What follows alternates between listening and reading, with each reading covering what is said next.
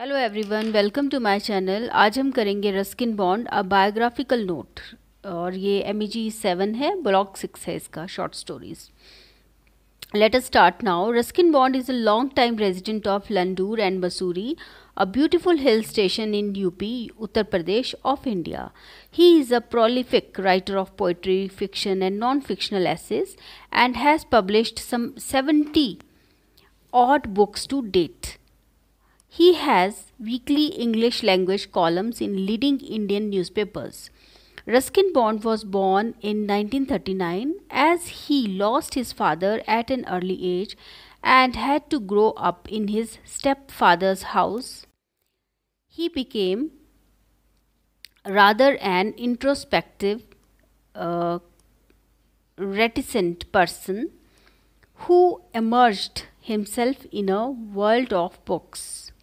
Introspective, अपने आप में ही, मतलब खोने वाले जो बच्चे होते हैं ना, खो जाते हैं, अपने आप में ही रहते हैं, वैसे बच्चे थे वो. As a child, he spent long periods with his grandparents in Mussoorie and consumed a love for nature and animals from his grandfather. Ruskin Bond started writing at the age of 10. His novel, The Room on the Roof, won him the prestigious John Llewellyn Rhys Prize when he was 18, only 18, in 1992. His collection of stories, Trees Still Grow in Dehradun, got him the Sahitya Academy Award. Ruskin Bond's works mainly depict children growing up and maturing through adversity and experience. The natural scenic hills of Dehradun and Mussoorie almost invariably form the setting of his works and reflect his ardent faith in the healing power of nature. वो जो है ना, ज़्यादातर depict करते हैं, children जो हैं वो ऐसे बच्चों के बारे में ज़्यादा लिखते हैं, वो जो ग्रोइंग अप होते हैं और मिच्योर होते हैं, मिच्योर हो रहे होते हैं, किसी एडवर्सिटी, किसी कमी या कोई एक्सपीरियंस लेके बच्चे जो ग्रो अप होते हैं ना, उनके एक्सपीरियंसेस लिखते हैं. और देहरादून की सीनिक ब्यूटी रहती है उनकी काम में, और मसूरी और देहरादून की सीनिक ब्यूटी रहती है, और उनका नेचर में जो है ना एक अटूट विश्वास है. Now at 16, Ruskin lives at Landur, Mussoorie, along with his adopted son's family, surrounded by pines, the blue firmament. ये मुझे blue firmament का मुझे पता नहीं है, ये हो सकता है पेन के बारे में बात कर रहे हो. The sun-kissed, dew-drenched buttercups. पीले कलर के ना छोटे छोटे फूल होते हैं, उनकी बात है. Wine and children. And he still continues to pour his heart out in his writings. अभी भी वो लिखते हैं. He said in a recent interview, I don't always write professionally or for money. It is something I feel I have to do to relate my impressions in the day-to-day life that I see around me. उनके major काम हैं, major works of Ruskin Bond: season of ghosts, A Season of Ghosts, Delhi is Not Far, The Best of Ruskin Bond, Quakes and Flames Bond, An Island of Trees, Nature Stories and Nature Stories, Mussoorie and Landur, Days of Wine and Ruskin Bond, Snake Trouble, Time Stops at Shamli and Other Stories, Beautiful Garhwal, Heaven in Himalayas, The Night Train at Deoli and Other Stories, The Adventures of Rusty, The Adventures of Rusty, To Live in Magic, A Book of Nature Poems, A Flight of Pigeons, A Girl from Copenhagen, Lone Fox Dancing, lyric poems हैं ये, An X for the Rani, It Isn't Time That Is Passing, Strange Men, Strange Places, My First Love and Other Stories, The Neighbor's Wife and Other Stories, The Room on the Roof. ठीक है.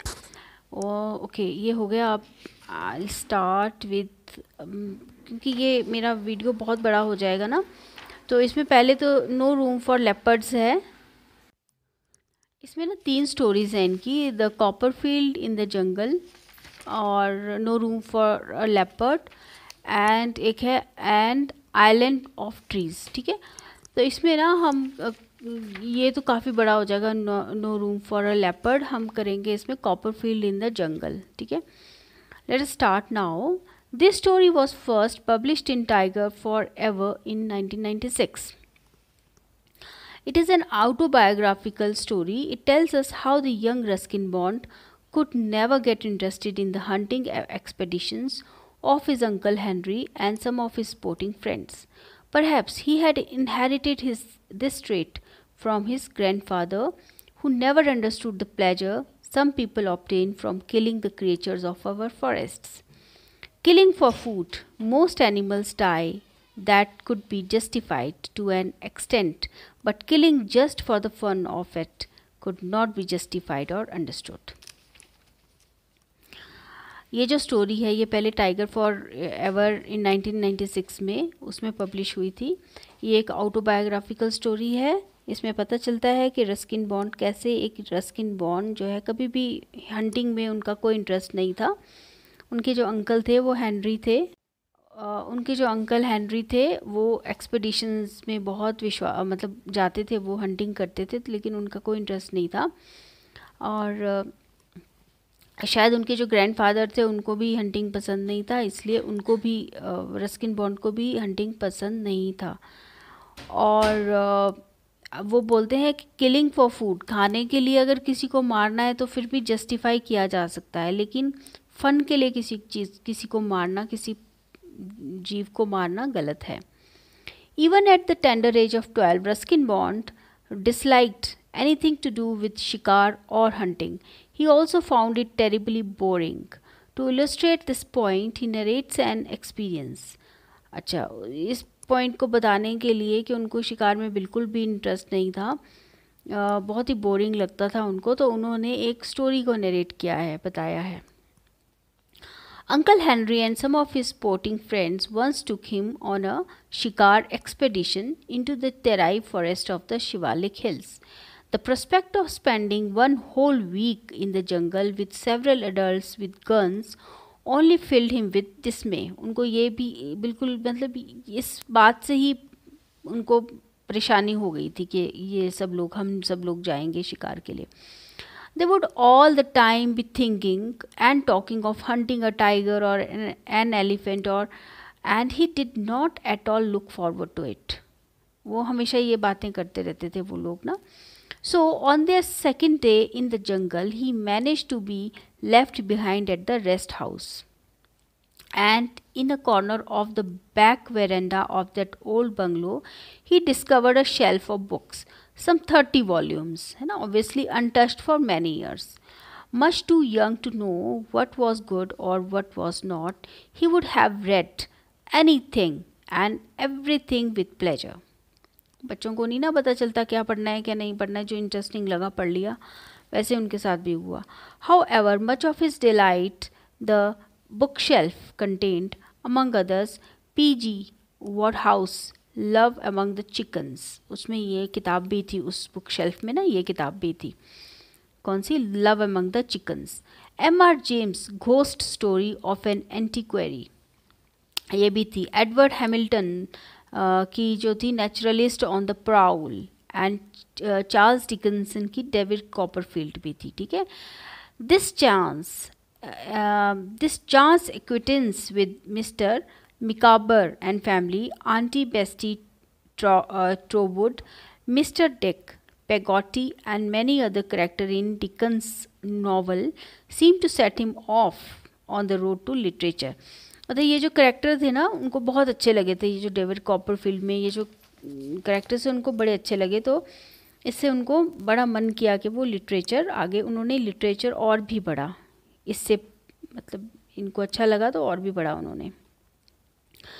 James' book had him hooked on ghost stories for the rest of his life. जो James की book थी जो उसने उनको प्रेरित किया घोस्ट स्टोरीज पढ़ने के लिए और घोस्ट स्टोरीज पढ़ने के लिए. Ruskin's imagination becomes active the moment he discover the books. उनको बहुत लगाव था बुक से. होता है ना, कुछ बच्चों को गिटार, कुछ बच्चों को कुछ चाहिए होता है, उनको बुक्स अच्छी लगती थी. Who could have left them there. वो उन्होंने सोचा किसने इनको छोड़ा होगा यहाँ पे इन बुक्स को. Literary forest officer, a memsahib who got bored by her husband's campfire boasting, or someone who had no interest in the manly sport of slaughtering wild animals. ऐसे उन्होंने सोचा कि किसने छोड़ा होगा, है ना. At the end of the week, the 4 men with guns could only see a spotted deer and shot 2 miserable underweight wild fowls. ना तो मतलब उनको कुछ शिकार में कुछ ज़्यादा मिला नहीं. स्पॉटेड डियर मिल गया और एक 2 जो है वो फाउल मिल गए. Sitting in the rest house with this treasure of books, Ruskin bond saw not only the spotted deer crossing the open clearing in front of the bungalow, but also a large leopard making off into the jungle with one of the dogs held in its jaws. तो एक dear मिल गया, एक leopard दिख गया. जंगल जाने की ज़रूरत ही नहीं पड़ी. Okay. Since the leopard had done it only to help itself to a meal, it did not disturb young Ruskin Bond beyond a point and he return to his reading. तो अब लेपर्ड को तो अपना शिकार मिल गया था, तो इसने रस्किन बॉन्ड को कुछ नहीं किया. The hunting party refuse to believe this. उनको विश्वास नहीं हुआ जब रस्किन बॉन्ड ने ये सब बातें बताई ना. And attributing this bit of information to his overactive imagination under the immediate influence of Dickens' vivid portrayal of Master Copperfield. Okay. Ruskin brings the half-finished novel back with him. मतलब उन्होंने novel finish किया, आधा ही finish हुआ उनसे वहाँ पे, है ना. सो डेविड कॉपरफील्ड जो थी वो 1949 और 50 के बीच में पब्लिश हुई थी. वो डिकन्स की जो है ना वो ऑटोबायोग्राफी है. चार्ल्स डिकन्स बहुत अच्छे एक नॉवलिस्ट थे. उन्होंने एक और नॉवल लिखा था, टॉम जोन्स भी लिखा था उन्होंने, बहुत ही अच्छा नॉवल लिखा था. Okay, thank you so much.